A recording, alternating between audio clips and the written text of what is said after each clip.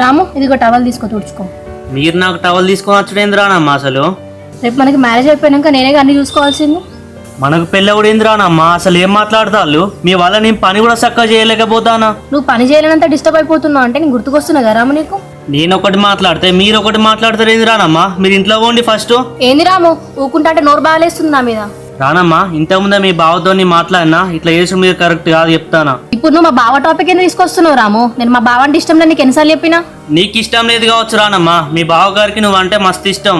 ఇంతకుముందే తోటలో పని చేస్తా అంటే మీ బావగారు నీ గురించి అడిగిండు. ఆయనకి ఇష్టం ఉంటే సరిపోదా రాము? నాకు ఇష్టం ఉండొద్దా? నాకు నువ్వంటేనే ఇష్టం. మీ స్థాయి ఏంది నా స్థాయి ఏంది రానమ్మా? మీరు ఎందుకు ఇట్లా చెప్తారు చెప్పు అసలు? నేను మీ ఇంట్లో పనోని, మిమ్మల్ని సాది పోషించే శక్తి నా దగ్గర లేదు. ఆ ఉన్న 20 ఎకరాలలో 10 ఎకరాలు నాయే. నువ్వెందుకు ఇంత బాధపడుతున్నావు? అరే మరి మళ్ళీ ఇట్లా మాట్లాడుతున్నారు ఏంది? ఈ విషయం మీ అన్నకి అన్వేషణ తెలిసిందనుకో నన్ను నిలువుగా బాధేస్తారు ఇక.